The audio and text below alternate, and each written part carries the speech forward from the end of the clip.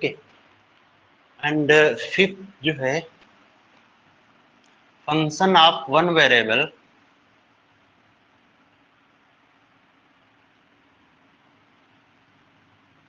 And there LCD. LCD का मतलब है limit, continuity, differentiability. Limit comma continuity and differentiability, ठीक है, इसको बोलते हैं एलसीडी, है ना। Function of one variable and there LCD.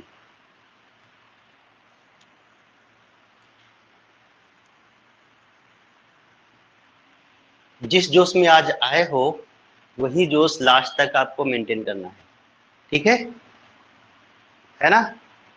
याद रखना है मेरी बात, ठीक है। यही जोश मेंटेन रहेगा तो 6 मंथ में निकल भी जाएगा। चलिए 6,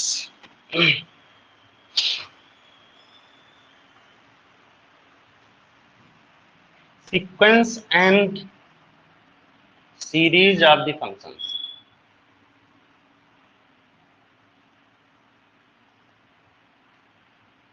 ठीक है, इसको बोलते हैं uniform convergence. Uniform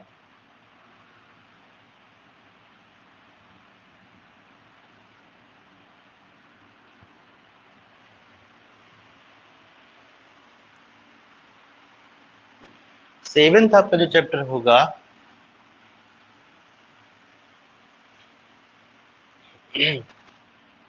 function of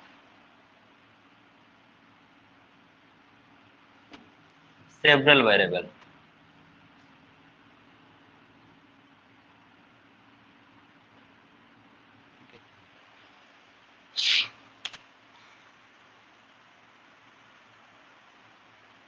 okay,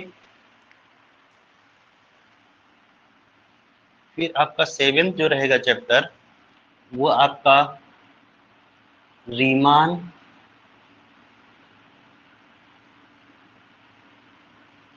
integrable and function of bounded variation.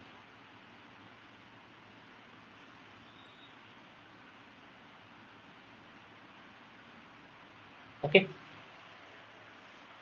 Function of bounded variation.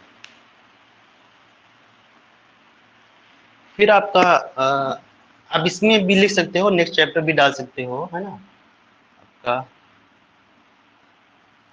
Proper and improper integral.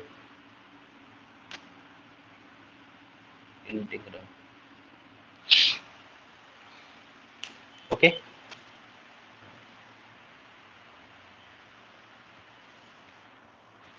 देखो कुछ भी आपको डाउट हो, है ना, आप क्लास में ही कोशिश करिए पूछने की, ठीक है। और इनकेस नहीं पूछ पा रहे हैं तो क्लास के जस्ट बाद आपको पूछना है, ठीक है। मतलब आपको डाउट जो है वो डेली का डेली आपको क्लियर करते रहना है, अदरवाइज आप डाउट इकट्ठा करते जाओगे फिर आगे बहुत प्रॉब्लम आएगी, है ना। कितना, ठीक है। चलिए लिख लिए, इसको लिख लिए। चलिए थोड़ा बता देते हैं इसमें। इसमें हम लोग जो है ये आपका जो वेटेज रहेगा आपका रियल एनालिसिस का,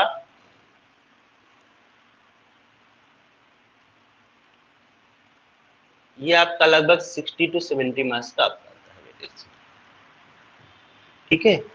और क्वेश्चन पेपर के बारे में आइडिया है आपको, यूनिट वाइज आपका कौन कौन किस यूनिट में आता है रियल एनालिसिस,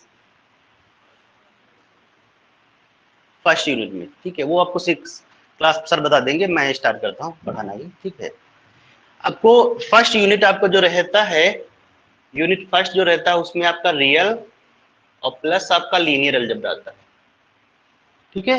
इन दोनों का जो वेटेज रहता है 120 मार्क्स का रहता है, इससे ज्यादा जेआरएफ कट-ऑफ नहीं जाता है, समझे, ठीक है। कट-ऑफ जो है मैक्सिमम 110 115, इससे ज्यादा कभी गया ही नहीं है जेआरएफ उसका, जनरल का, क्लियर, ठीक है। फर्स्ट आपका जो चैप्टर है काउंटेबल अनकाउंटेबल, यहां से क्वेश्चन आना ही आना है, 1 से 2 क्वेश्चन आपको यहां से मिल जाएंगे आपको, ठीक है।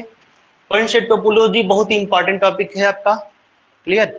इसको बहुत अच्छे से पढ़ना है आपको। पॉइंट सेट टोपोलॉजी में आपका जैसे close set, open set, interior point, exterior point, है ना, बाउंडेड सेट, ये सब पढ़े हो नहीं पढ़े हो? ठीक है, नहीं पढ़े होंगे शायद, है ना, है ना। और लिमिट पॉइंट, है ना, ये सब कुछ हम लोग आर में पढ़ेंगे। आर के कोई भी सबसेट होगा उस पर पढ़ेंगे, फिर उसी को एक्सटेंड करके हम लोग R2 में पढ़ेंगे, क्लियर। क्वेश्चन R से नहीं आएगा, क्वेश्चन R2 से आएगा, ओके, ठीक है।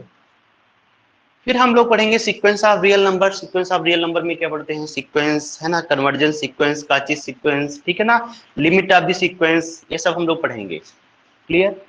सीरीज में, सीरीज ऑफ रियल नंबर्स में, सीरीज में कन्वर्जेंट, डाइवर्जेंट, है ना, ऑसिलेटरी, ओके। और बहुत सारे टेस्ट हैं, आप लोग पढ़े होंगे, डीएलएम्बर टेस्ट, काची रूट टेस्ट, है ना, कंपैरिजन टेस्ट, ठीक है, कंडेंसेशन टेस्ट, ये सब कुछ हम लोग पढ़ेंगे इसमें, okay. Function of one variable, इसमें आपका जो है फंक्शन पढ़ेंगे और उसकी लिमिट पढ़ेंगे, कंटिन्यूटी पढ़ेंगे, डिफरेंशिएबिलिटी पढ़ेंगे, ये सब कुछ हम लोग पढ़ेंगे, ठीक है। फंक्शन आप लोग यहाँ भी पढ़ोगे, क्योंकि फंक्शन की हेल्प से हम लोग बताते हैं कि कोई दो सेट हमारे काउंटेबल हैं, दो सेट आपके सिमिलर कब सेट होते हैं? जब उनके बीच में 1 1 ऑन 2 फंक्शन मिल जाता है। There exist 1 1 on 2 function between A and B, clear. फिर हम लोग पढ़ेंगे सीरीज एंड, सॉरी इसको सीक्वेंस है ना, सीक्वेंस आप लोग लिख लिए थे ना, बोले सीक्वेंस ही थे, लिख दिए सीरीज, ऐसा होता रहेगा, ठीक है। सीक्वेंस एंड सीरीज आप अब दी फंक्शंस, ठीक है ना। इसमें हम यूनिफॉर्मली कन्वर्जेंस पढ़ेंगे, यहाँ से क्वेश्चन एक आता ही आता है, 100% एक क्वेश्चन आता है यहाँ से, ठीक है। और इसमें आपको मान लीजिए 2 से 3 क्वेश्चन आपको मिनिमम आएंगे, ठीक है ना। इन दोनों से आपको 1 से 2 क्वेश्चन आपको यहाँ से मिल जाएंगे, यहाँ से आपको 2 से 3 भी क्वेश्चन मिल सकते हैं, ठीक है, 2 तो आएंगे क्वेश्चन, है ना। और फंक्शन ऑफ सेवरल, ठीक है, यहाँ से भी आपको 1 से 2 क्वेश्चन। इसका वेटेज एक्चुअली अभी 2017 से कम हो गया है, वैसे आपके 3 से 4 भी क्वेश्चन आपके आए हुए हैं question function of several variable से, ठीक है। यहाँ से भी एक क्वेश्चन, यहाँ से कभी कभी एक क्वेश्चन और कभी कभी एक भी नहीं क्वेश्चन आता है, क्लियर।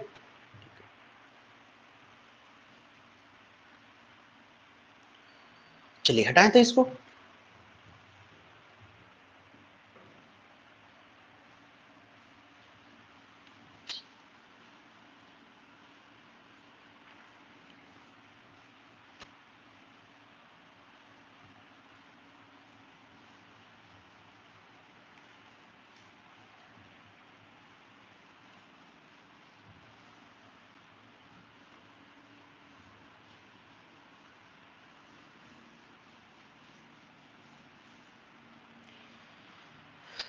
फर्स्ट चैप्टर पढ़ते हैं, है ना, काउंटेबल अनकाउंटेबल। तो सबसे पहले पढ़ते हैं हम लोग what is the set. What is the set, कोई बताएगा? हाँ बोलिए बोलिए। सिंपल सी डिफिनेशन है, collection of well defined distinct object, है ना, डिस्टिंक्ट इज मस्ट, ना, लिख लीजिए, collection of well defined distinct object.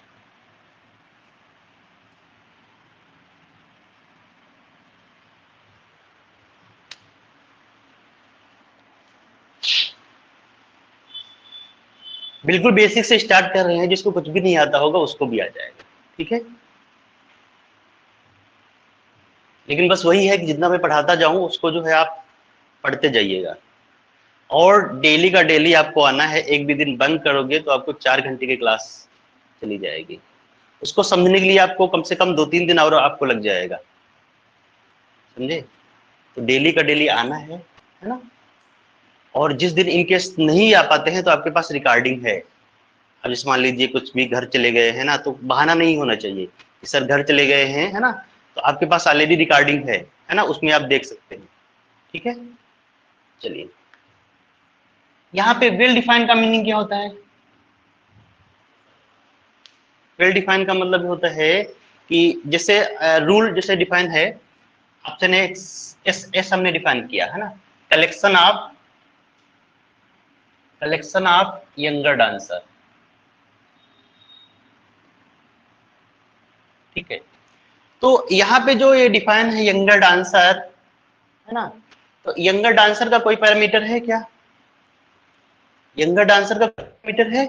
नहीं पैरामीटर है ना, क्योंकि अभी देखोगे तो सलमान खान भी अपने को, है ना, बोलते हैं ना यंग है, ठीक है ना, तो यंगर डांसर का कोई भी पैरामीटर नहीं है। Clear? So it is a rule is not well defined. Clear? So it is not a set.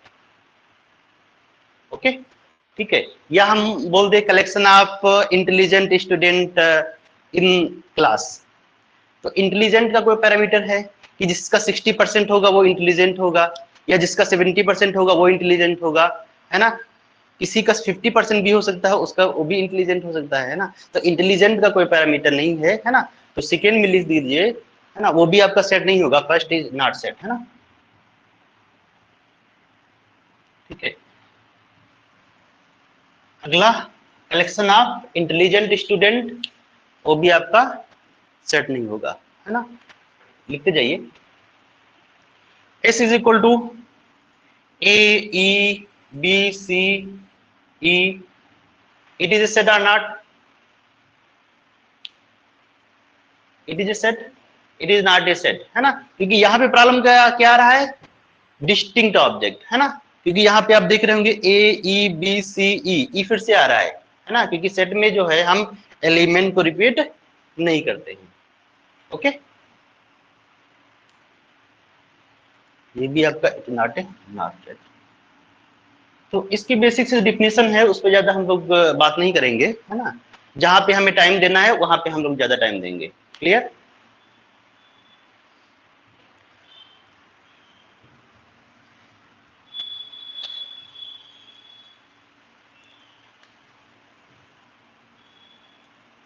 Some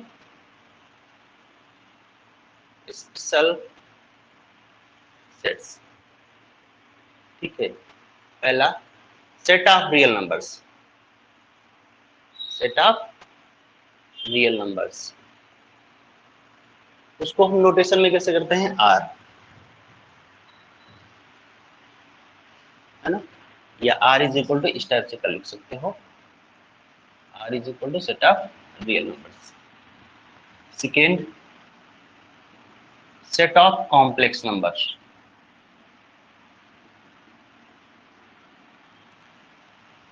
third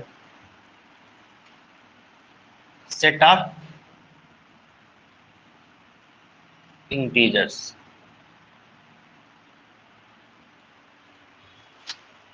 okay,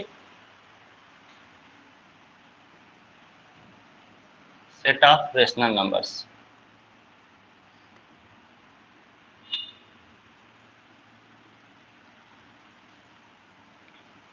Q complement it is set of irrational numbers.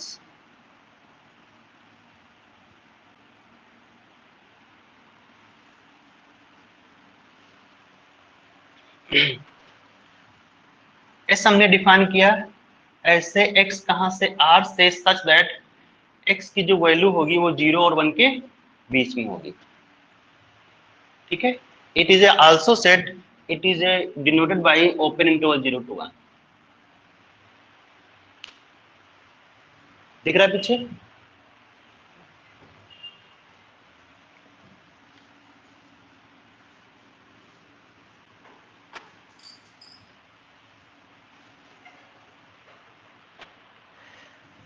S is equal to ऐसे x कहां से are से such that x lies between open 0 to, है ना, in general भी कर सकते हैं, it is a it is a B, है ना, ये आपका क्या जाएगा, close interval A comma B,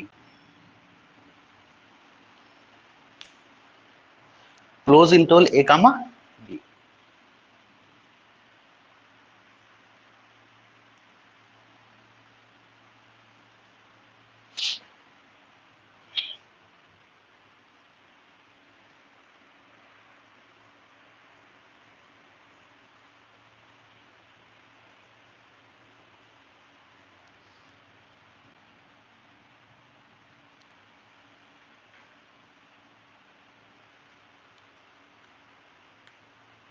चलिए आगे, एम्प्टी सेट क्या होता है? Set having no elements, start empty set.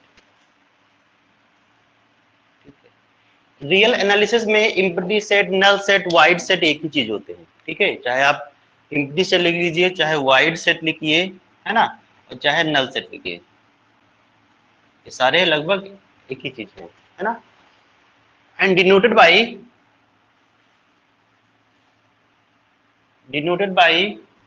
ठीक है, फाई, या आप इस टाइप से भी डिनोट कर सकते हैं।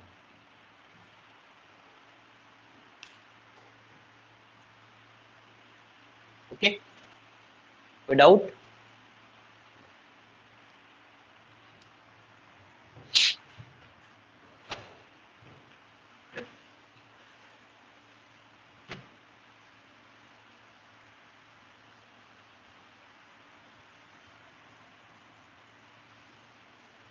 इसको हटाएं।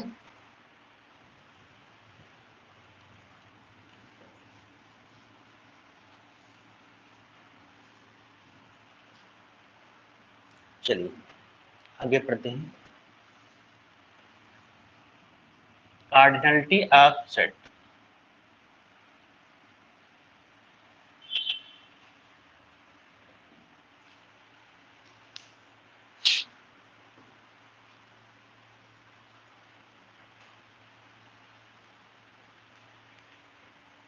let S be any set, then cardinality of S is denoted by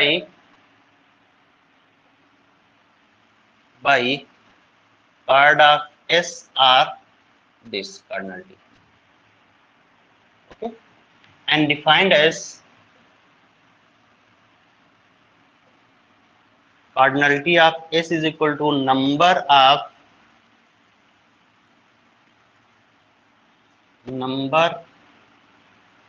elements in set S, ठीक है।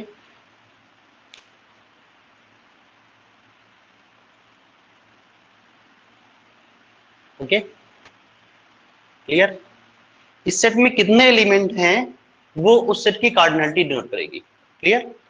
जैसे एग्जांपल के तौर पे एस हमने ले लिया, ए ई बी सी, ठीक है ना, तो कार्डिनलिटी ऑफ एस क्या हो जाएगा? Number of element in that set 1 2 3 4, clear.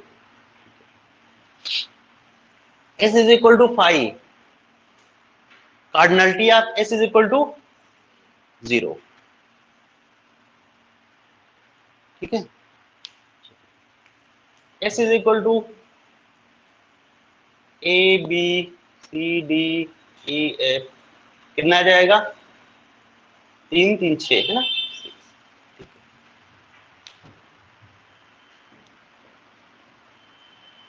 Okay, चलिए नेक्स्ट।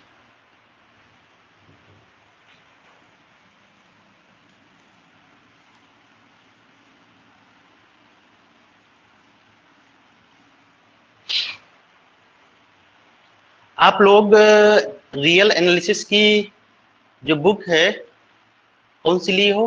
कोई लिए हो, परचेज किए हो, नहीं किए हो? आप लोग एसके मापा अभी के लिए, है ना, एसके मापा एंड सविता अरोरा मलिक, ये पहली बुक है, और सविता अरोरा मलिक की।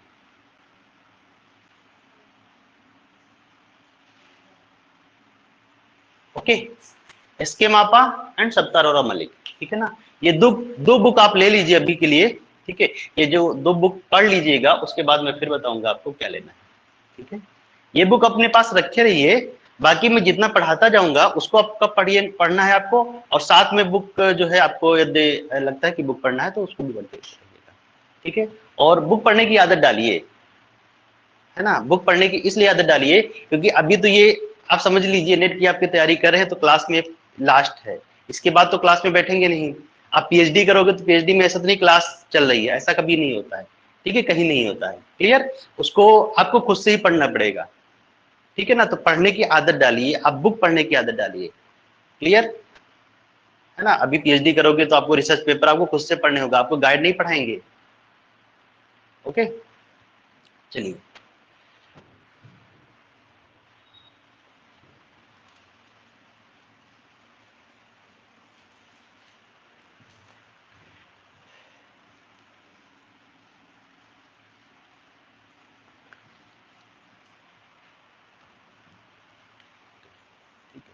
नेक्स्ट लेते हैं Cartesian product.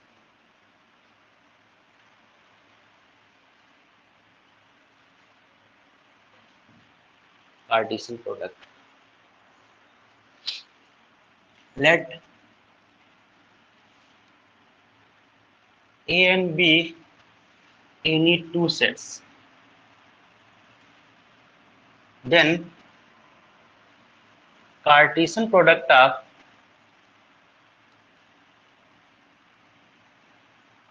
A and B is defined as Cartesian product of A to B is equal to A comma B such that A belongs to A comma B belongs to B.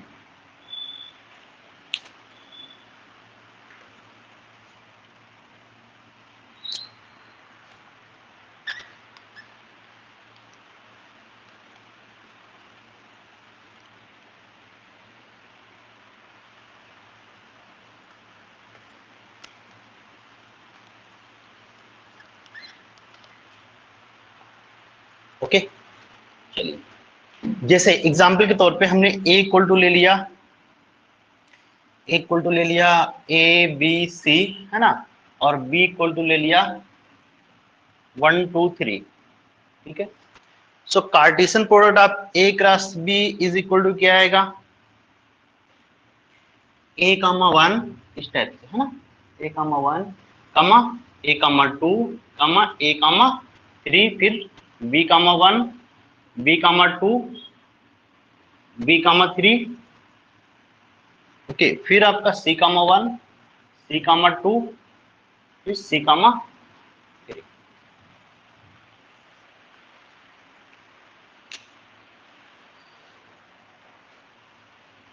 Okay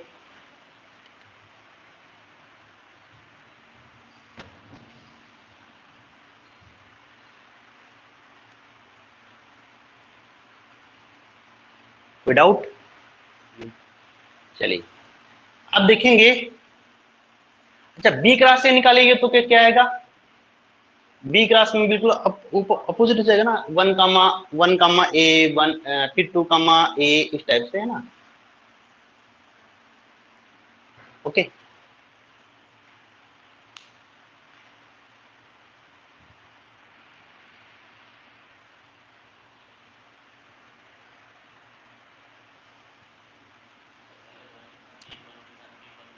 हाँ हाँ 1 कामा ए, हाँ फिर 1 कामा ए है ना, फिर आप 2 कामा ए है ना, इस टाइप से, सॉरी, क्लियर।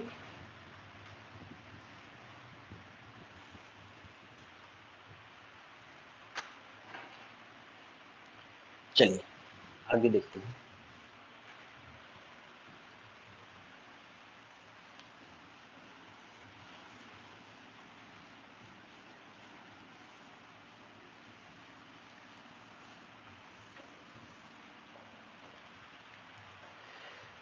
देखिए अच्छा मैं एक से लिखता हूं, A equal to 1 comma 2 and B is equal to 5, then Cartesian product of A cross B क्या आएगा,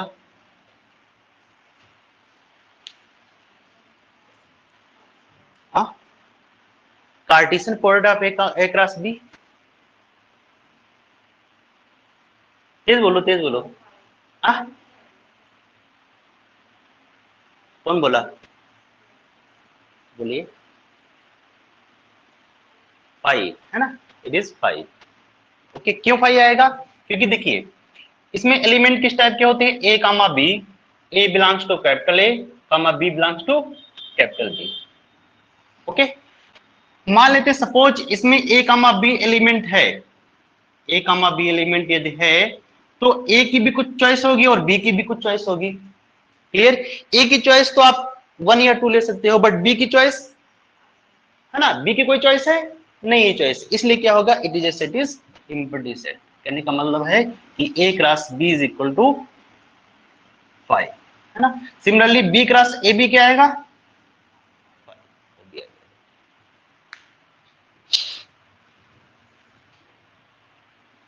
इतना क्लियर?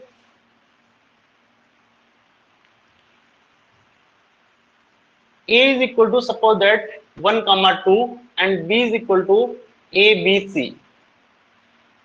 ठीक है, आप देख रहे होंगे cardinality of A is equal to 2 and cardinality of B is equal to 3।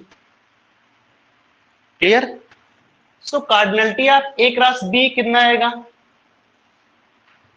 Cardinality of A cross B is equal to, आप A क्रॉस B करेंगे ना तो कितना आ जाएगा 6, है ना। So it is equal to cardinality of A into cardinality of, okay, this is equal to 2 into 3 is equal to 6।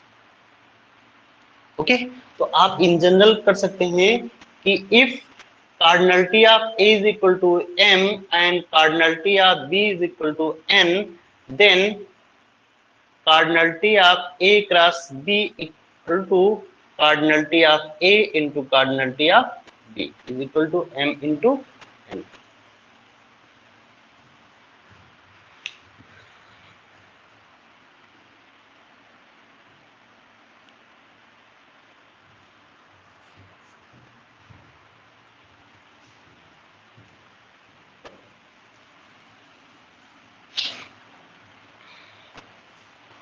Okay, चलिए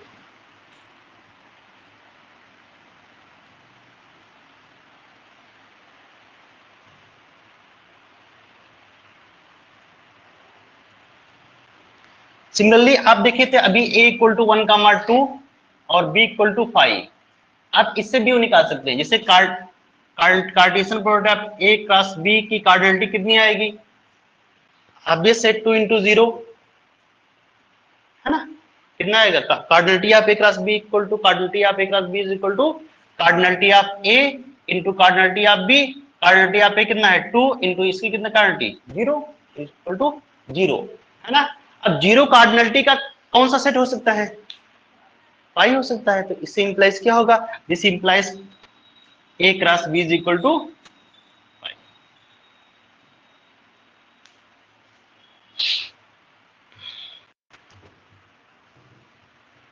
चलिए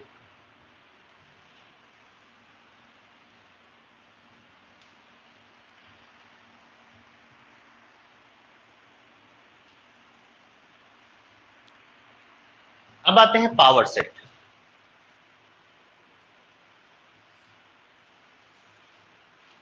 पावर सेट यहां से क्वेश्चन आए हुए हैं, ठीक है, पावर सेट से। What is the power set?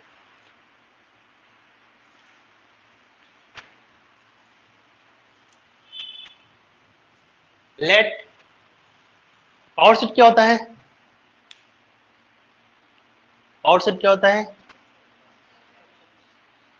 हाँ, collection of all subset of any set is called power set. जैसे आपने देखा कि S इज इक्वल टू हमारे पास मान लेते हैं 1, 2 है सपोज दैट, ठीक है ना, तो इसके पास कितने सबसेट होंगे, हमने एक S1 बनाया, S1 is equal to empty set, क्योंकि 5 जो सेट होता है एम्प्टी सेट होता है वो हर एक सेट का सबसेट होता है। क्लियर? ठीक है, फिर S2 बनाया, S2 इज इक्वल टू, अब क्या करना है, सबसे पहले हमने क्या किया, ऐसे सेट का कलेक्शन लिया जिसके पास एक भी एलिमेंट नहीं है, जिसके पास एक भी एलिमेंट नहीं है, या आप ऐसे बोल सकते हो ऐसे सबसेट का कलेक्शन लिया जिसकी कार्डिनलिटी 0 है। क्लियर? फिर क्या करेंगे, ऐसे सबसेट का कलेक्शन करेंगे जिसकी कार्डिनलिटी 1 होगी, फिर क्या करेंगे, ऐसे सबसेट का कलेक्शन करेंगे जिसकी कार्डिनलिटी 2 होगी। क्लियर? लेकिन सेट के पास कितनी कार्डिनलिटी है, मैक्सिमम 2, तो मैक्सिमम सबसेट कितने मिलेंगे, किस कार्डिनलिटी के मिलेंगे, 2 कार्डिनलिटी के मिलेंगे, 3 कार्डिनलिटी के इसके पास सबसेट होंगे नहीं होंगे, ठीक है ना। तो वही आपको करना है सबसे पहले क्या करना है, सबसे पहले जीरो कार्डिनलिटी के सबसेट का कलेक्शन किया, वो एक ही होता है, यूनिक होता है। फिर वन कार्डिनलिटी के सबसेट का कलेक्शन करोगे तो वन कार्डिनलिटी का कलेक्ट सबसेट आएंगे 1, और फिर S3 में क्या जाएगा आपका ये 2। इसकी कार्डिनलिटी कितनी है 1, इसकी भी कार्डिनलिटी कितनी है 1। फिर S4 is equal to 1,2, 2 cardinality के कितने सबसेट होंगे, वो केवल सेट ही होगा, ठीक है ना। तो हम पावर सेट ऑफ S इसको ऐसे डिनोट करते हैं, इसमें क्या करोगे पाई 1 2 और it is 1,2, it is the power set of. Clear, ठीक है। तो लिख लीजिए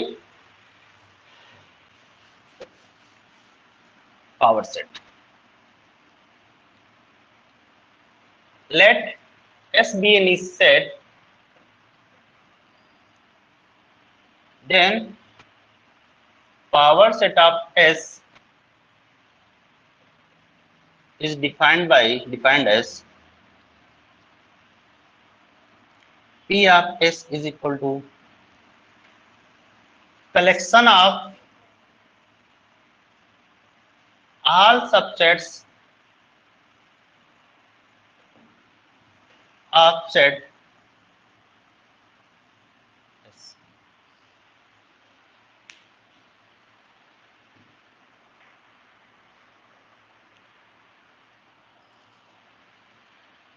ओके,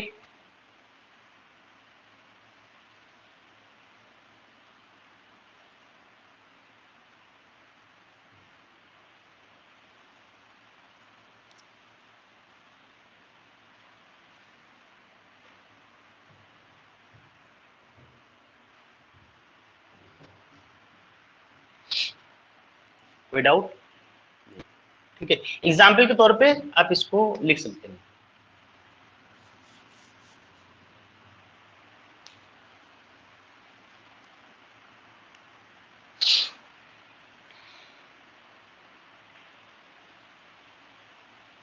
ठीक है, चलिए इसको हटाएं।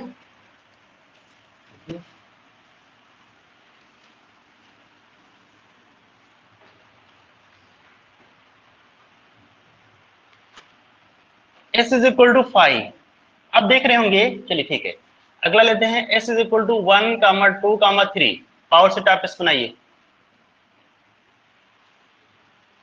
Power set of S। हाँ लिखिए, कॉपी पे लिखिए, हमको मत बताइए, हमें पता है, ठीक है। कॉपी पे लिखिए।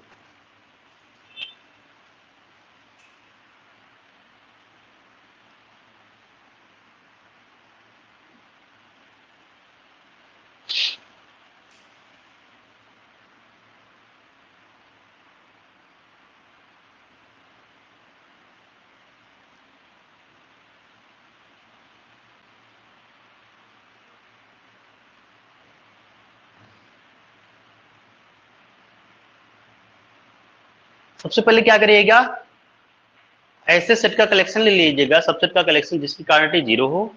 फिर कार्डिनलिटी 1 के सबसेट का कलेक्शन करिएगा, है ना। कितने आए हैं सेट, सबसेट आए हैं 8 आए हैं ना। आपका कितना आया है 8 ना आपका, किसी का 7 6 आया कुछ, बोलो भाई आपका कितना आया 8 आ गया आपका, पक्का। तो power set of S is equal to क्या आएगा, सबसे पहले 5 है ना, फिर 1, फिर 2, फिर 3, फिर 1 2, फिर 1 3, चलो ठीक है, फिर 2 3, फिर 1 2 3, हो गए 1 2 3 4 5 6 7 8, ठीक है ना। अच्छा S is equal to 5, then power set of S क्या आएगा, 5 आएगा 1 आएगा, कैसे लिखेंगे 5 आएगा, क्या आएगा, कैसे लिखेंगे, लिखेंगे कैसे, कॉपी पे लिखो, लिखेंगे कैसे, ऐसे ऐसे लिख दे क्या, ऐसे ऐसे लिखें, हाँ कैसे लिखें,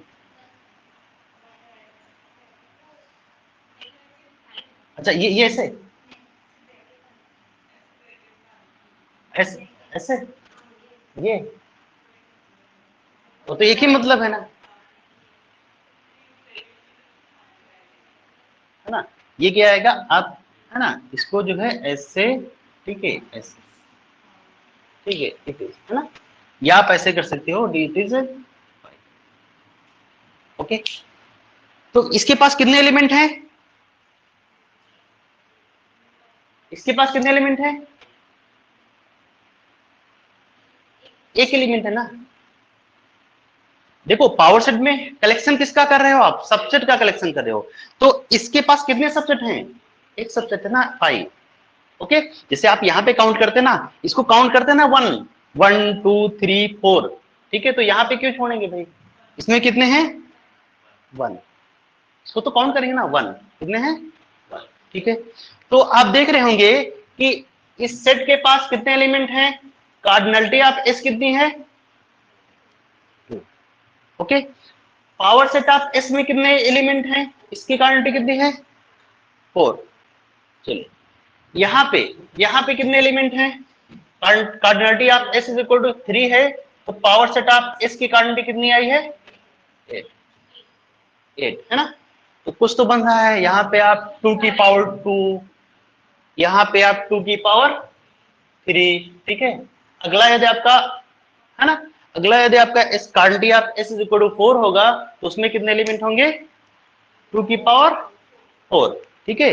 सिमिलरली यहाँ पे यदि आपके पास card S is equal to 5 है, तो इसमें कार्डिनलिटी कितनी है 0, तो इसके पावर सेट की कार्डिनलिटी कितनी होगी 2 की पावर 0,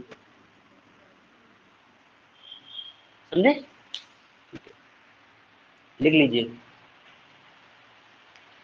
है ना। अगला एस इज इक्वल टू 5 है, then power set of S क्या आएगा,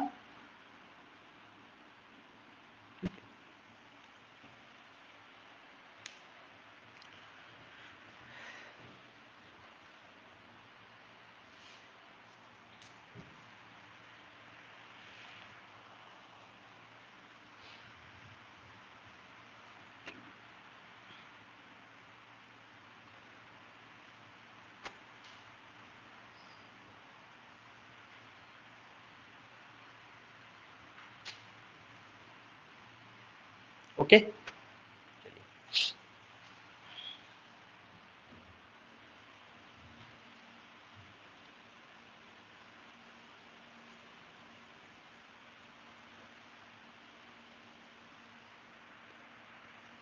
डांस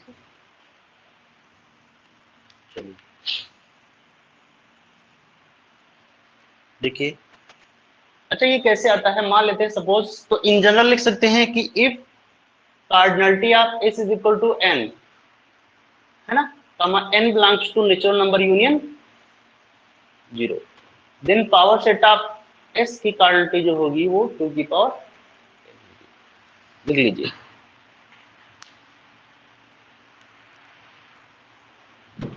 अच्छा इसको बताते भी कैसे आता है, उसको भी थोड़ा समझ लीजिएगा, पहले लिख लो, रिजल्ट लिख लो।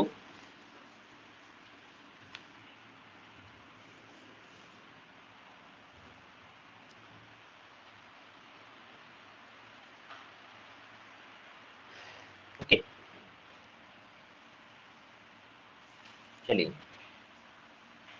Late cardinality of S is equal to suppose that N, है ना, तो पावर सेट ऑफ एस क्या आएगा, पावर सेट एस क्या आएगा, पहले क्या करेंगे, कलेक्ट कलेक्ट दो सेट whose cardinality is 0, है ना। सबसे पहले क्या करेंगे, ऐसे सबसेट का कलेक्शन करेंगे जिसकी कार्डिनलिटी 0 होगी, वो यूनिक होता है, ठीक है। फिर प्लस कलेक्ट दो सबसेट्स, है ना, दो सेट करो या सबसेट, वो एक ही चीज है ना, दो सबसेट कर लिख सकते हो, ठीक है, सबसेट्स ऑफ एस, है ना, whose कार्डिनलिटी इज 1, ओके। फिर कलेक्ट दो subsets of S whose cardinality is 2, है ना, लास्ट में क्या जाएगा, कहां तक जाएगा, n तक जाएगा। ओके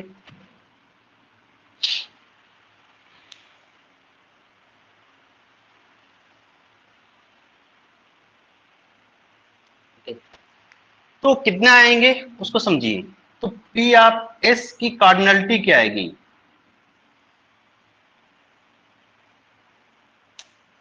है ना, ये सबसेट का कलेक्शन किए है ना।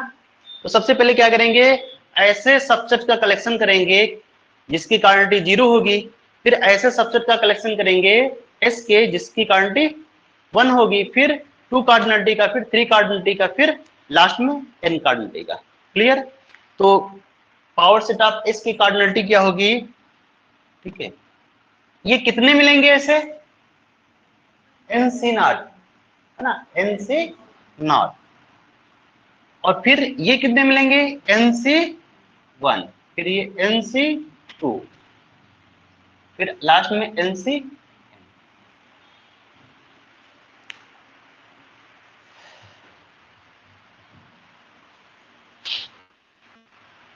देखो यहाँ पे कार्डिनलिटी किए हैं तो ऐसा लिख पा रहे हैं, ठीक है ना, यहाँ पे सेट का कलेक्शन कर रहे हैं, है ना, पावर सेट आप इसका कलेक्शन कर रहे हैं, यहाँ पे कार्डिनलिटी का कलेक्शन, कार्डिनलिटी हम लोग बता रहे हैं कितनी होगी।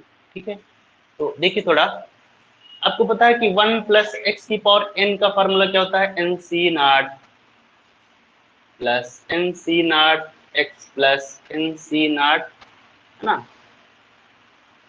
ठीक है, एन सी 1, है ना, N C 2 X square plus dot dot N C N X की पावर n। ओके, ठीक है, put x is equal to 1, तो क्या आ जाएगा, 2 की power n is equal to N C not plus N C 1 plus N C 2, last में क्या जाएगा, एन सी n। ठीक है ना, तो ये ओवरऑल क्या रहा है, इट इज इक्वल टू 2 की पावर n।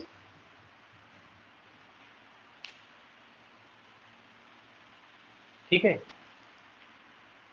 तो इसका मीनिंग क्या होगा, cardinality of power set of s is equal to 2 की पावर n।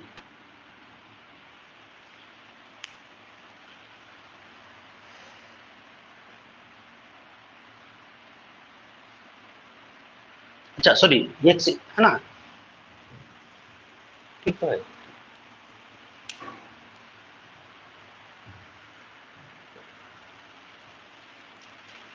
कोई डाउट।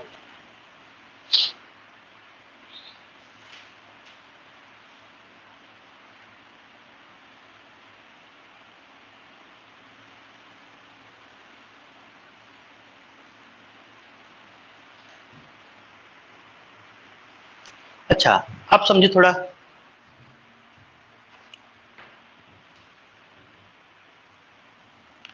अब क्वेश्चन कैसे आता है उसको समझिए थोड़ा। यहां से हम क्वेश्चन बना सकते हैं कि सपोज दैट, लेट, क्वेश्चन लिखिए, let cardinality of S is equal to suppose that 5। ठीक है ना, एक सेट बनाते हैं S1, S1 is equal to collection of all subsets of S whose cardinality is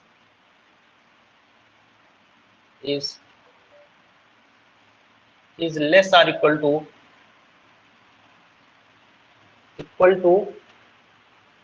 suppose that 4।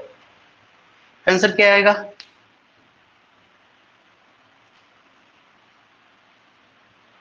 बोलिए भाई,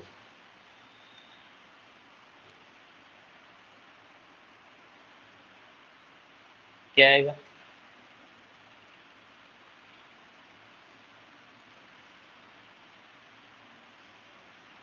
देखो इसमें क्या बोल रहा है, then cardinality of S is equal to क्या, S1 इक्वल टू क्या आएगा,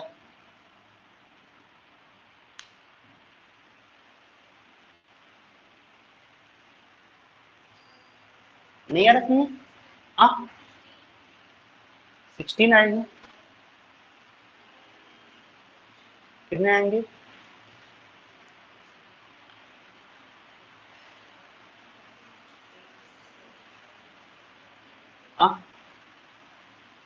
देखो आपने, देखो यहां पे समझिए, देखो n की वैल्यू कितनी है, जैसे आप कार्डिनलिटी आप s कितनी आएगी, n c, n का मतलब 5c नॉट, ये ओवरऑल कितना आ जाएगा 2 की पावर 5, 2 की पावर 5, और ये होगा कितना 5c not plus 5c1 plus 5c2 plus 5c3 और प्लस 5c4 प्लस 5c5, ये तो है ना, कहां पे, sorry power setup, sorry power setup इसका, okay, it is equal to 2 की पावर 5, है ना। तो S1 क्या है, collection of all subset of S whose cardinality is less और इक्वल टू 4, है ना। तो आपको कहां तक करना है, आपको इतना तक आपको बताना है, ये वाला इट इज S1, है ना। तो ये कितने सबसेट होते हैं, एक ही होता है, 5 कार्डिनलिटी के कितने सबसेट मिलेंगे, एक ही मिलेंगे, तो टोटल कितना आएगा 2 की power 5 minus 1, it is equal to cardinality of S1, clear, समझा नहीं आया, ठीक है, ठीक लो, 256 माइनस 1 254, कोई डाउट है,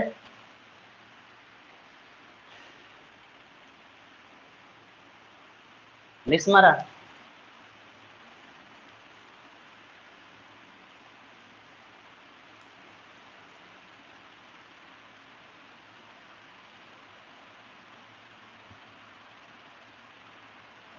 अच्छा सॉरी, दोनों चार में हाँ 34 ना,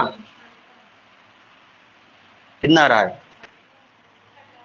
अच्छा हाँ सॉरी 32, हाँ दोनों चार में 30, हाँ हाँ सॉरी 31, ओ ठीक है, तो ये कितना जाएगा, ये 32 आएगा माइनस 1 31, है ना,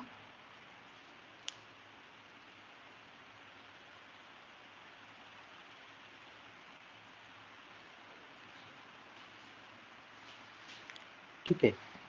तो करंटली आप इज इक्वल टू 2 की पावर 5 माइनस 1, तो कितना जाएगा 32 माइनस 1 31, ओके। चलिए अब आपसे पूछता है इसी क्वेश्चन को, यदि लेस आर इक्वल टू 3 कर देता, लेस आर इक्वल टू 3 कर देता, फिर आपको क्या करना है, यहां तक ऐड करना है ना, ठीक है ना, कैसे करोगे, करिए, कितना आएगा, तो आपको टोटल क्या करना है, 2 की पावर 5 में से इतने को निकाल देना है, ये ज्यादा इजी कैलकुलेशन रहेगा, ठीक है ना। तो कितना आएगा आंसर, यदि आपसे लेस आर इक्वल टू 3 बोलता है तो कितना आंसर आएगा, 5c4, कहने का मतलब है 32 माइनस 5c4 और प्लस का 5c5, तो ये वैल्यू क्या जाएगी, this is equal to 32 minus, है ना, factorial 5 upon factorial 4 into factorial 1 two minus, ठीक है, और ऊपर में कितना जाएगा, ये 4 आ जाएगा ना, सॉरी 5 आ जाएगा, और ये माइनस 1, तो 32 माइनस 6 कितना आएगा,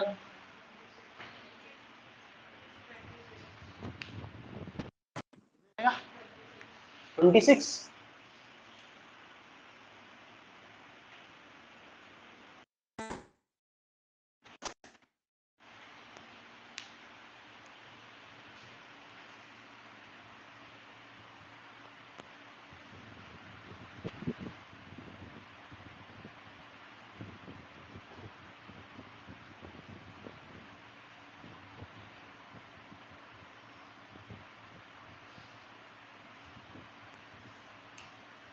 ओके।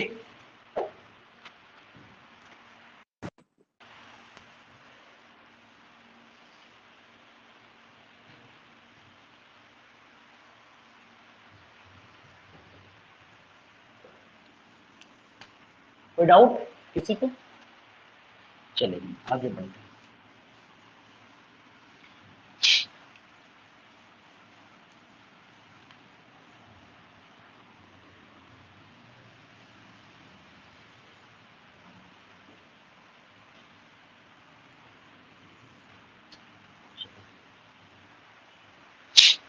आगे पढ़ते हैं function. What is the function? देखिए function, what is the function?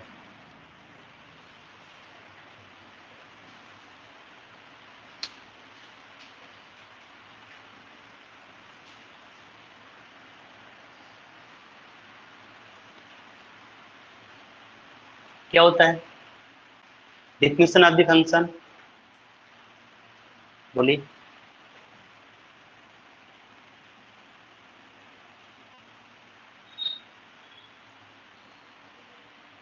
What is the function? कोई किसी को नहीं आता है? सबको आता है लेकिन बताना नहीं चाह रहे हैं। बोलो, बोलिए। हाँ हाँ, हिम्मत बांधो।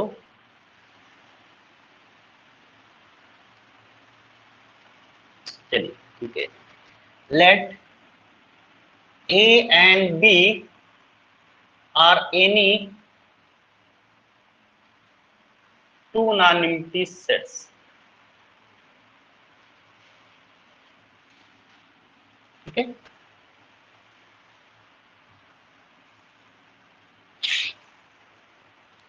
then function from A to B is a rule। Rule, ठीक है ना, रूल को से एफ है ना, रूल को such that every element of A has unique image in B।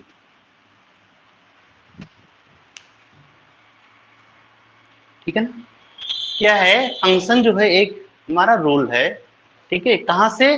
Function is from A to B बोलोगे तो रूल कहां से है? ए से बी में। किस प्रकार का? सच दैट, किस प्रकार का कि ए के हर एक एलिमेंट की एक यूनिक इमेज हो, किसमें? बी में। यूनिक इमेज का इन द सेंस मतलब ये है कि जैसे समझिएगा थोड़ा, जैसे हम यहाँ पे ले रहे हैं 1 2 3 4 और यहाँ पे ले रहे हैं मान ले ए बी सी डी ले रहे हैं, सपोज दैट, ठीक है ना। तो हमने वन को भेज दिया, वन की इमेज एक रूल बनाया है। रूल हम जो भी बनाएंगे उसको नाम देते हैं एफ, है ना।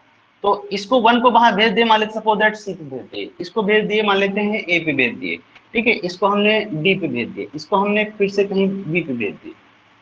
ओके, ठीक है ना। और इसको ऐसे भी कर दिया हमने। इसका मीनिंग क्या आ रहा है कि वन की जो इमेज है वो सी बी है और वन की जो इमेज है वो ए बी है ना। तो so one has no unique image. Unique image मतलब ये है आपका कि वन की जो इमेज है वो ए बी जा रही है, सी बी जा रही है। इसका मीनिंग क्या होगा? क्या हुआ? ठीक है, वन की जो इमेज है वो ए बी है और बी बी है। इसका मीनिंग वन की जो इमेज है वो यूनिक नहीं है, so it is not a function. Okay, यहाँ पे element one has no unique image. So this rule, इस रूल का क्या नाम देते हैं? F. So rule F is not a function. Okay,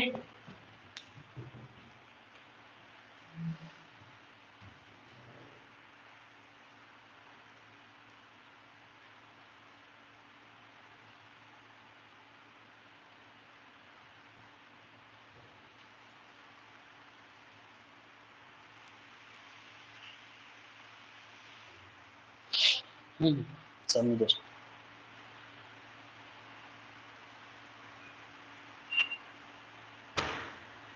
ठीक है।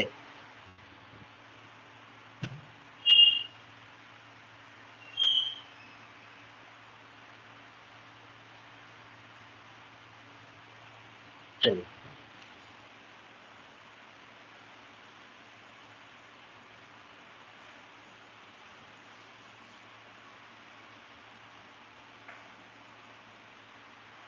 ठीक है, इसको हमने भेज दिया, कहाँ पे भेज दे बोलो, किस पे भेजे, कहीं पे भेज दे, ठीक है, कोई मतलब नहीं है, कहीं पे कुछ करो, ठीक है ना।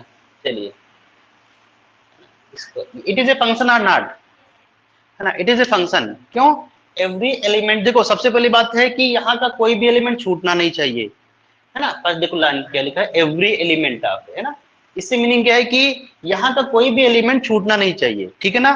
दूसरा चीज क्या है कि हर एक एलिमेंट की यूनिक इमेज होनी चाहिए। तो यहाँ पे देखिए कि वन की इमेज कितनी, वन की इमेज क्या है, B, it has unique image, है ना, इट हैज यूनिक इमेज। यहाँ पे जो है वन जो है वो दो दो इमेज रख रहा था, it has two image, it has no unique image, clear. So one has unique image, two is always, है ना, similarly three has unique image and also four has unique image. So it is a function from A to B, clear, it is a function. तो इस rule को नाम दे देते हैं F, ये हमारा क्या है, it is a function from A to B, is A is a B।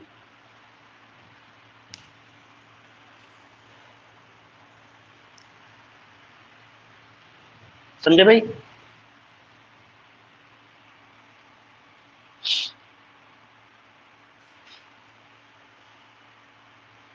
कोई डाउट।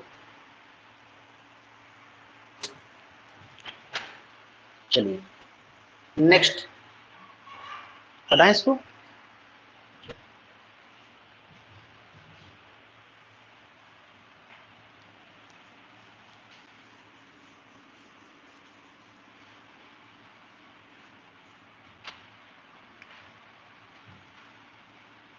ए बी सी, है ना, यहाँ पे 1 2 3, ठीक है, या 4 भी कर देते हैं, इसको यहाँ पे, इसको यहाँ पे, इसको यहाँ पे, it is a function or not, it is a function, ठीक है ना, from A to B, A to,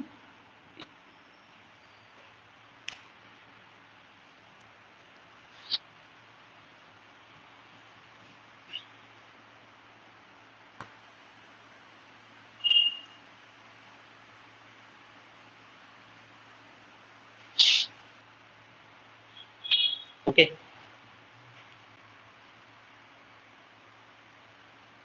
अच्छा, बी टू ए फंक्शन है क्या, नो, है ना, क्यों, क्योंकि बी में एलिमेंट एलिमेंट छूट जा रहा है, उसकी इमेज नहीं मिल पा रही, इसलिए ए टू बी इमेज है, ए टू बी फंक्शन है, but B to A is not a function, okay. चलिए, तो इतना सारी चीज तो आप लोग समझ गए होंगे, फिर थोड़ा देखते हैं, और हम लोग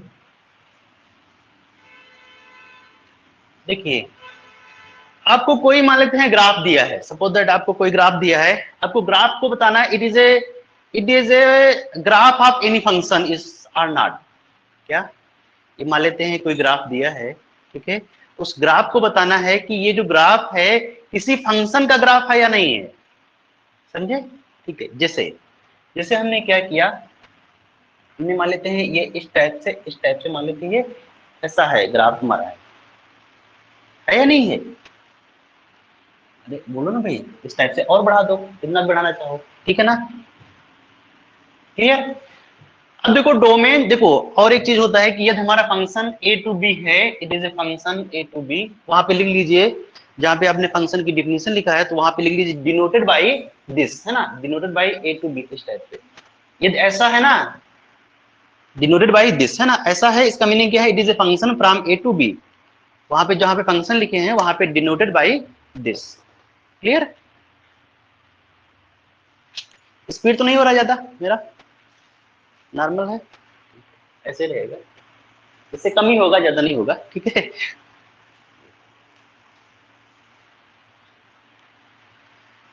मैं इसीलिए फर्स्ट डे से ही पढ़ाना स्टार्ट कर दिया हूँ, क्योंकि मैं जो है वो सब नहीं बताया हूँ वो आपको, क्योंकि मेरे पास इतना टाइम नहीं रहता है ना, क्योंकि रियल पढ़ाऊंगा, लीनियर पढ़ाऊंगा, कॉम्प्लेक्स पढ़ाऊंगा, ये मैं 3 पढ़ाऊंगा, ठीक है, तो इतना टाइम नहीं रहता है, क्योंकि रियल में इतना टाइम लगता है, कम से कम वही आपको 2.5 से 3 महीने लग जाएगा केवल रियल पढ़ने में, ठीक है।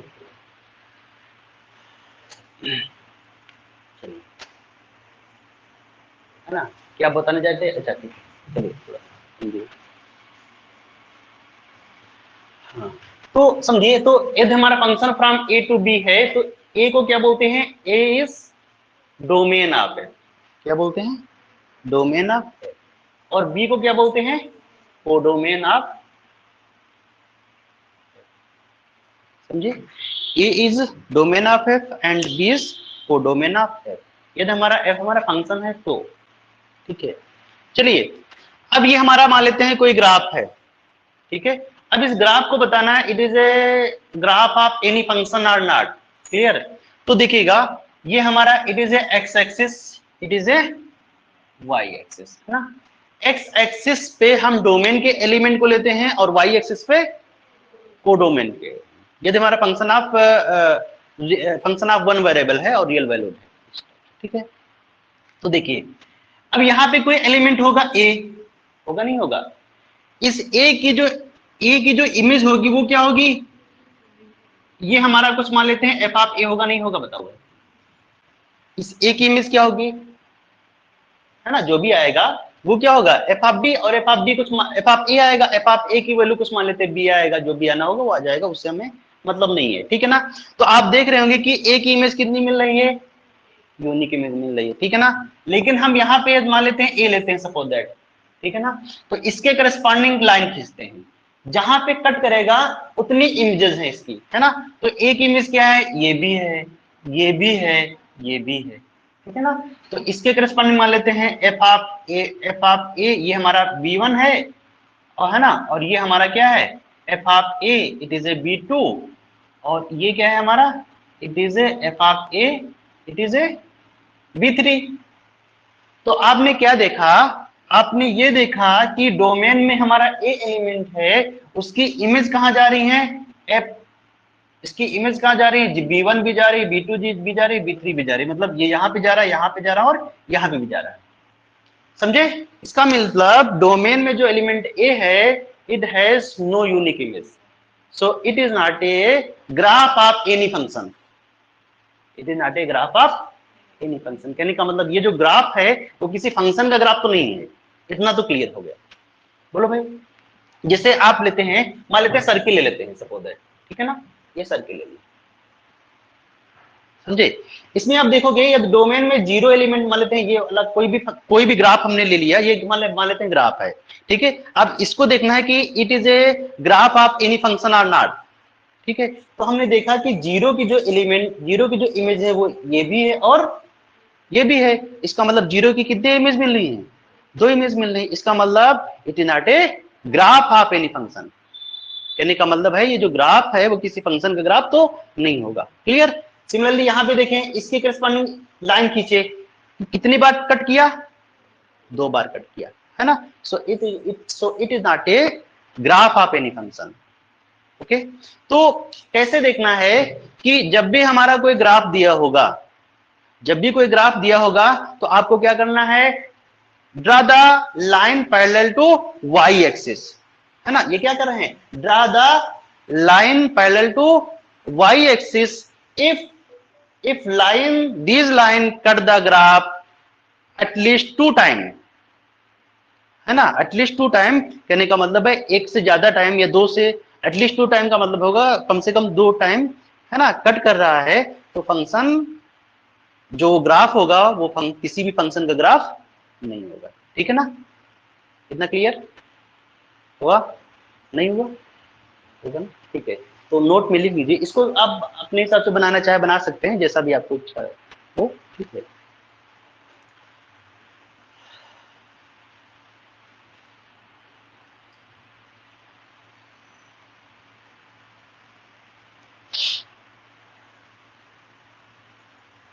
ज्यादा आज नहीं पढ़ाएंगे, ठीक है, क्योंकि अभी थोड़ा कम ही पढ़ाते हैं, क्योंकि अभी स्टूडेंट और आएंगे, आज नहीं आ पाए हैं कुछ, कल से और आएंगे। और आप लोग भी अभी इतना ज्यादा जो है, क्योंकि स्टार्टिंग में होता क्या है कि टीचर कैसा बोल रहा है उसको लैंग्वेज पकड़ने में भी थोड़ा टाइम लगता है, नहीं लगता है।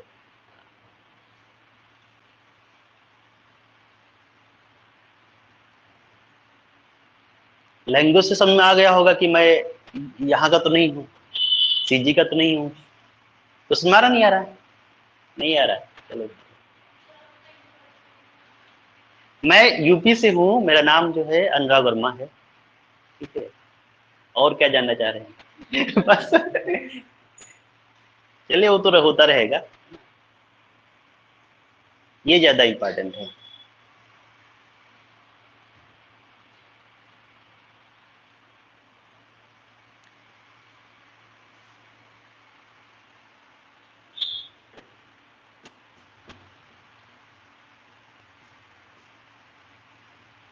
6 साल से लगभग पढ़ा रहा हूँ यहाँ पे नेट जेआरएफ का। डिप्स एकेडमी सुनी होंगी आप नाम, दिल्ली का, ठीक है। तो जो ब्रांच ओपन हुआ था वो मैं ही चला रहा था एक्चुअली, ठीक है। फिर उसके बाद जो है कोविड के चक्कर में वो ब्रांच ओपन क्लोज हो गया, ठीक है। तो उसके बाद मैं अपना कोचिंग ये ओपन किया, सिम्स लैब, सिम्स। सिम्स का फुल फॉर्म तो जानते होंगे, sigma institute of mathematical science. लेकिन उससे उससे कम फेमस हुआ, सिम्स से ज्यादा फेमस हो गया। ठीक है,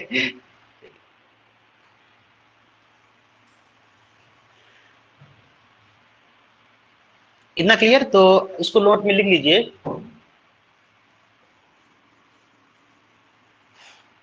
एनी ग्राफ, लिख लीजिए नोट में, any graph, any graph is a function if every line parallel to y axis, y axis. Cut the graph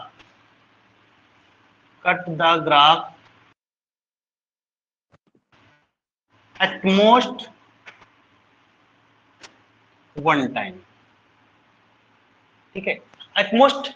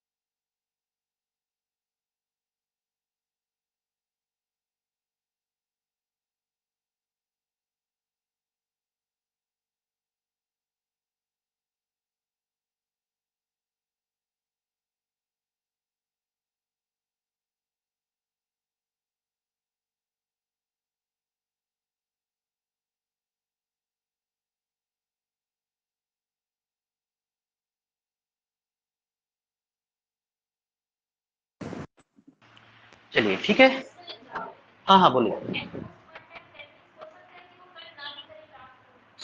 हाँ वही चीजें हैं। क्या? हाँ ज्यादा से ज्यादा वन टाइम, हाँ बिल्कुल। नहीं देखो, यदि कट नहीं किया है ना, तो कहने का मतलब है यदि इन केस जैसे हमारा डोमेन, ठीक है, आपने क्या किया है, जो लाइन आप खींच रहे हो वो पूरे आर प्लेन में खींच रहे हो, मतलब पूरे जो यहाँ पे भी खींच रहे हो, हर हर जगह आप खींच सकते हो, ठीक है ना।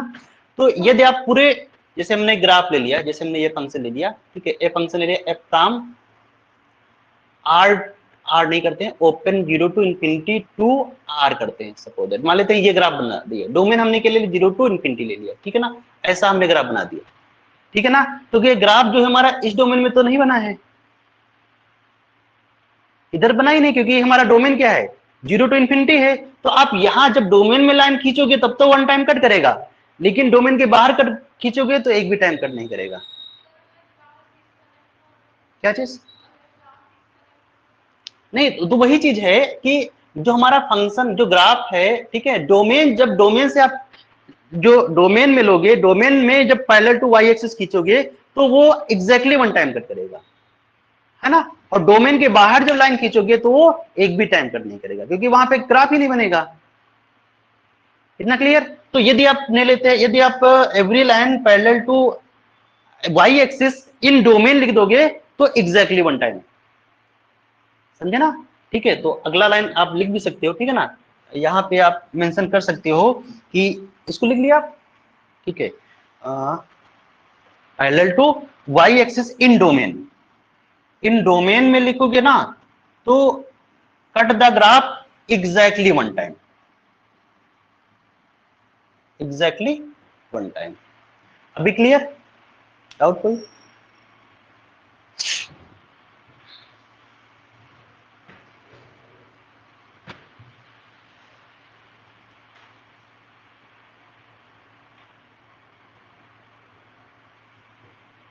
ओके,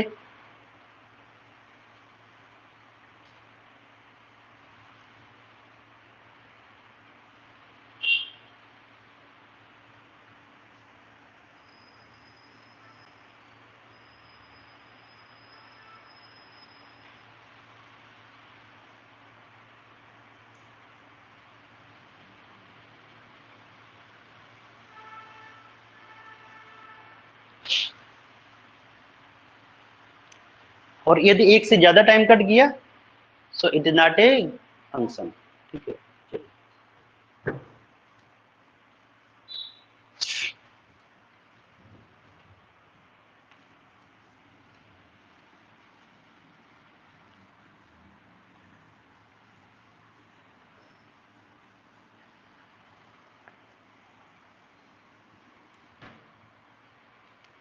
जिसे देखना चाहेंगे तो देखिए थोड़ा, जैसे साइन एक्स का ग्राफ लेते हैं, ठीक है ना? साइन एक्स को तो सभी पता होगा आपको, ठीक है? साइन एक्स का ग्राफ कैसे बनता है?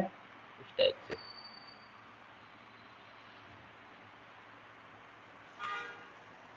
ओके। कोई भी लाइन खींचिए पैरेलल टू वाई एक्सिस, कितने टाइम कट कर रहा है? एग्जैक्टली वन टाइम, क्योंकि उसमें डोमेन क्या है? पूरा आर है, तो एग्जैक्टली वन टाइम कट करेगा, है ना? तो exactly one time, so it is a graph of function, है ना? ठीक है, so it is a function, है ना?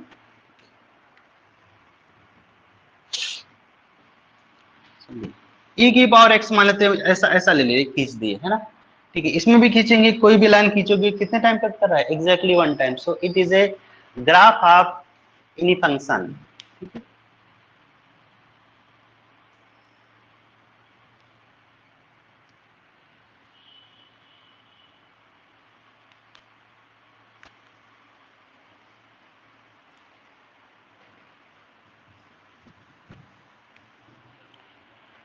जी हाँ, देखो ये हमने मान लेते हैं ये कोई ग्राफ ले लिया, ठीक है ना?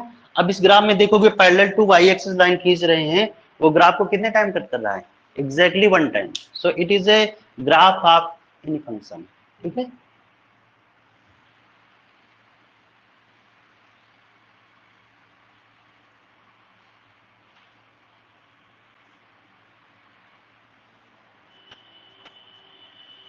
चलिए और पढ़ते थोड़ा।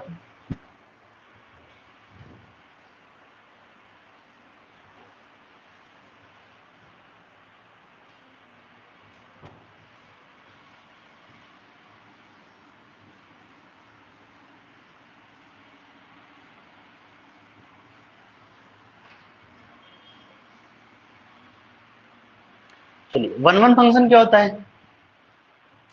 One one function, one one function सुनिए,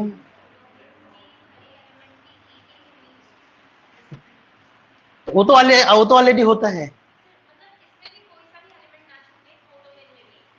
हाँ हाँ, कोडोमेन में कोई भी एलिमेंट ना छूटे, ऐसा नहीं होता। आंटो की डिफिनेशन बोल रहे हैं। हाँ बोलिए भाई। हाँ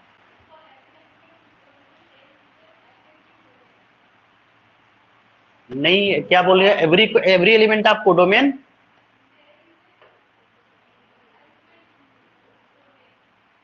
हाँ there exist element in domain, फिर क्या हो?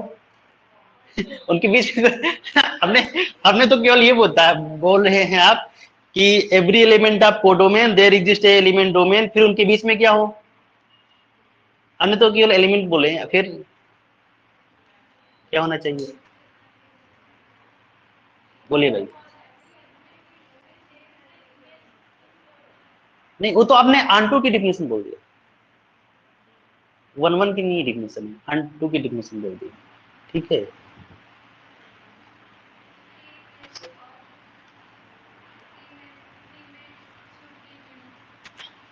Every distinct element of domain has distinct image in codomain. कहने का मतलब है कि जब जब आप अलग अलग एलिमेंट को लोएंगे तब उनकी जो इमेजेस होंगी वो अलग अलग होंगे, पक्का, ठीक है। ऐसे आप जैसे देख सकते हो, जैसे यहाँ पे भी आप इन लोगों को भी एग्जाम बता देता हूँ। जैसे डोमेन में हम लेते हैं, मान लेते हैं आप लोग डोमेन में हो, ठीक है, जितने स्टूडेंट हैं वो क्या है, डोमेन के एलिमेंट्स हैं, ठीक है, क्लियर। कितने एलिमेंट्स हैं, ठीक है, वो काउंट करना पड़ेगा, उसको मत करना, ठीक है। कितने एलिमेंट्स हैं, है ना, वो आप लोग हो, ठीक है ना। जो चेयर्स हैं वो कोडोमेन के एलिमेंट्स हैं, ठीक है ना। तो हर एक कैंडिडेट, कहने का मतलब है कि ऐसा ना हो कि दो कैंडिडेट एक ही चेयर पे बैठे, है ना। ये दो कैंडिडेट एक चेयर पे बैठ गए तो उनकी इमेज क्या होगी, दो अलग अलग कैंडिडेट थे, उनकी इमेज क्या होगी, एक होगी। सो यदि इस टाइप का होगा फंक्शन या इस टाइप का, ये देखो आप लोग आ रहे हो, बैठे हो, एक रूल रूल ही है ना, आपने खुद से रूल बनाया है। आप वहां पे बैठे, खुद से बैठे, आप वहां पे बैठे, खुद से बैठे, कोई बिठाला है, नहीं बिठाया ना, आप खुद से बैठे, आप खुद से रूल बनाए हो। सभी को देखा जाए तो आप क्या किए हो, खुद से एक रूल बनाए हो, ठीक है ना। आपको जहां बैठना होगा, जिस एलिमेंट को आपको इमेज देना था वहां पे दे दिए, ठीक है ना। अब जहां पे बैठना था वहां पे बैठ दे, तो हुआ क्या कि जो आप लोग बैठे हो वो तो हो गया इमेज, है ना, और अलग अलग चेयर पे बैठे हो, हर एक कैंडिडेट को पर्सनली चेयर मिली है ना। ऐसा तो नहीं है कि दो कैंडिडेट हो उनको एक चेयर मिली हो, दो कैंडिडेट हो उनको एक ही चेयर का मतलब है कि दो कैंडिडेट हो उनको एक ही चेयर, मतलब दो कैंडिडेट एक चेयर पे बैठे हो, ऐसा है क्या, नहीं है ना। तो कहने का मतलब है कि हर एक कैंडिडेट जो है वो अलग अलग चेयर पे बैठा है। हर एक कैंडिडेट जो है, ये दो कोई दो डिस्टिंक्ट, जो दो कैंडिडेट को लोग अलग अलग, तो उनकी एक पर्सनली चेयर होगी। कहने का मतलब है कि हर एक दो डिस्टिंक्ट एलिमेंट, हर एक डिस्टिंक्ट एलिमेंट की डिस्टिंक्ट इमेज जानी चाहिए, ऐसा रूल है। तो उसको हम क्या बोलेंगे, 1-1 फंक्शन। तो आप लोग 1-1 हो, है ना, ठीक है। अच्छा ऐसा समझिए, थोड़ा समझो, थोड़ा मान लेते हैं, मान लेते हैं कैंडिडेट हैं 101, चेयर्स हैं 100। अब बताए कभी पॉसिबल है क्या कि हर एक कैंडिडेट को पर्सनली चेयर मिले, पॉसिबल है क्या, नहीं है पॉसिबल ना, ठीक है। किसी ने किसी को क्या करना पड़ेगा, आपको एक चेयर पे दो लोगों को बिठाना पड़ेगा, बिठाना ही पड़ सकता है ना, ठीक है ना। तो इस कंडीशन में, इस सिचुएशन में कभी 1-1 फंक्शन नहीं बनेगा। यदि डोमेन में एलिमेंट ज्यादा है, यदि आप लोग ज्यादा हो गए, चेयर कम पड़ गई, तो उस केस में क्या करोगे भाई, उस केस में क्या करोगे, एक चेयर पे, है ना, ये तो ठीक है एक के चेयर पे एक ही बैठ सकता है, लेकिन ऐसा है ना, ये एक चेयर पे क्या करोगे, फिर दो लोग बैठोगे, है ना। तो उस सिचुएशन में 1-1 फंक्शन नहीं बनेगा, clear. It is a necessary condition for 1-1 function, it is a necessary. Necessary condition क्या हुई, नेसेसरी कंडीशन ये है कि डोमेन में जो एलिमेंट हैं कोडोमेन से ज्यादा नहीं हो सकते हैं, पक्का, हाँ कोडोमेन से ज्यादा नहीं हो सकते। कहने का मतलब है कि दो ये चेयर कम पड़ गई, है ना, तो वो सिचुएशन प्रॉब्लम कर जाएगा, ठीक है ना, ओके, ठीक है। अच्छा यदि आंटू फंक्शन को देखना है, तो आंटू में क्या होना चाहिए कि एक भी चेयर छूटनी नहीं चाहिए, एक भी चेयर छूटनी नहीं चाहिए। तो अब वहां पे हो गया, मान लेते हैं 99 हो गए, 99 मैक्सिमम कैंडिडेट हैं, चेयर हो गई 100। अब कभी क्या सारी चेयर्स पे हर एक कैंडिडेट मतलब बैठा होगा, कोई चेयर ऐसा, देखो 99 जब कैंडिडेट हैं तो कम से कम एक तो चेयर छूटी जाएगी, समझे ना, एक चेयर छूटी जाएगी। तो कहने का मतलब है कभी आंटो फंक्शन बनेगा, लिस्ट मारा, हाँ नहीं बनेगा ना, कभी आंटो फंक्शन नहीं बनेगा। तो उसके लिए नेसेसरी कंडीशन क्या है कि जब डोमेन में एलिमेंट को डोमेन से कम होंगे तो कभी आंटो फंक्शन नहीं बनेगा। It is a necessary condition for onto function, okay. चलिए, तो क्या लिखोगे 1-1 फंक्शन की डिफिनेशन,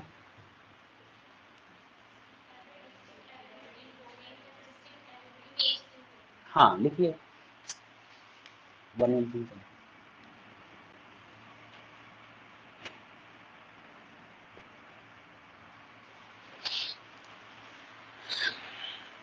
ऐसा लिखो, देखो let f from A to B, देखो हमने क्या किया, ऐसा आपने लिख दिया, इसका मीनिंग क्या हो गया, it is a function from A to B, है ना, एफ क्या हमारा function from A to B, then f is said to be one one function, then f is said to be, S T B का मतलब said to be one one function from A to B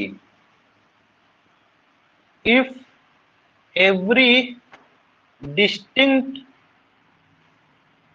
element of A has distinct image in B, B का मतलब वही codomain है ना,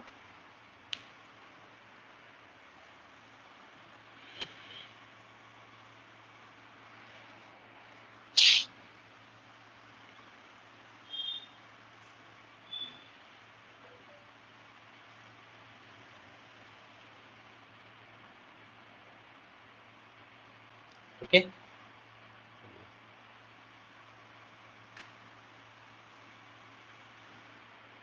ये तो सबको डिफिनेशन आती होगी, ठीक है, ये तो नॉर्मल सा है ना, आप यदि 11th-12th में भी देखोगे तब भी यही डेफिनेशन आपको मिलेगी, है ना।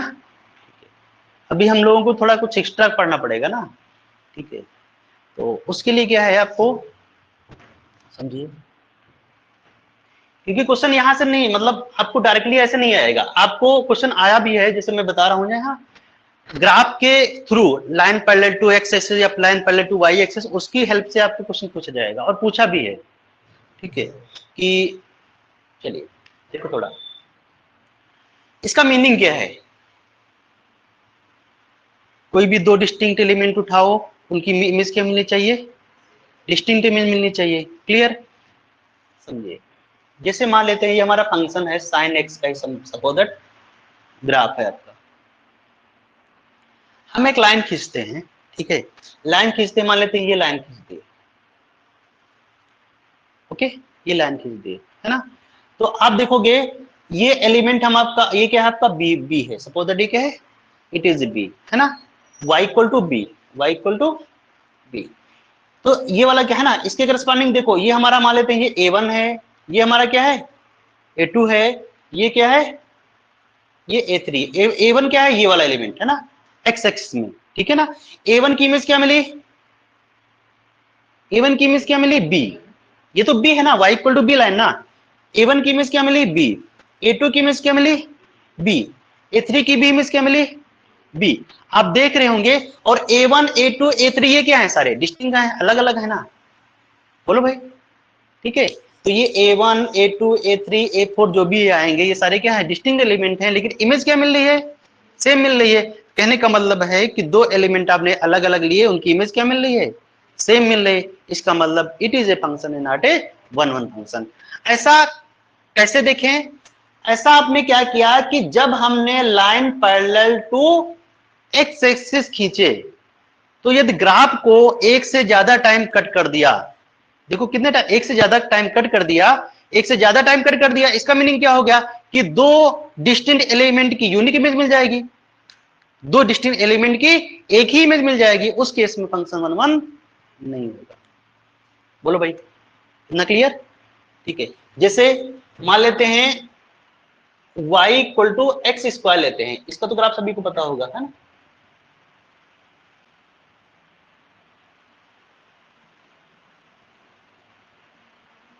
ठीक है ना, अब आप देखिए यहां पे ये लाइन खींचे, ये लाइन जब खींच रहे हैं तो ग्राफ को कितने टाइम कट कर रहा है, दो टाइम कट कर रहा है ना, तो इसका मीनिंग क्या होगा, इसका मीनिंग ये हुआ, मान लेते हैं y इक्वल टू 1 ही है, ये y इक्वल टू 1 है, तो इसके करस्पॉन्डिंग 1 किसकी इमेज मिलेगी, -1 की भी इमेज क्या मिलेगी, 1 मिलेगी, और 1 की भी इमेज क्या मिलेगी, 1 मिलेगी, क्योंकि यदि f of x equal to x square है तो f ऑफ 1 की इमेज देखोगे 1 आएगा, और f ऑफ -1 की भी इमेज क्या आएगी, 1 ही आएगी। तो हमने क्या देखा कि a1 इक्वल टू हमने 1 ले लिया, और a2 इक्वल टू ले लिया -1 ले लिया, तो f of a1 equal to क्या आ रहा है, है ना, 1 आ रहा है और f of A to B क्या आ रहा है, 1 आ रहा है, दो डिस्टिंक्ट एलिमेंट की क्या इमेज सेम मिल गई। इसका मीनिंग क्या होगा, वही मीनिंग है कि जब जब हम line parallel to x axis खींचेंगे तो ग्राफ को ज्यादा से ज्यादा वन टाइम कट करना चाहिए। यदि ऐसा है तो उस केस में फंक्शन जो होगा वो 1 1 होगा, अदरवाइज 1 1 नहीं होगा। समझा नहीं है?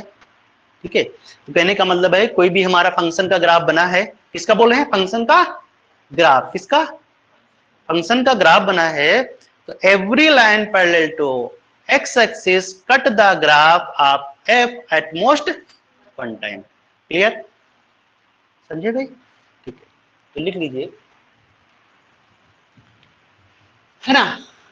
ठीक है, या अलग तरीके से अलग और एक चीज समझिए, थोड़ा और चीज समझिए। ये तो हो गया ग्राफ से। अब समझिए कि यदि हम ऐसा बोलें कि एवरी एलिमेंट ऑफ कोडोमेन, क्या, every element of codomain has at most one pre image in domain, क्या, every element of codomain has eight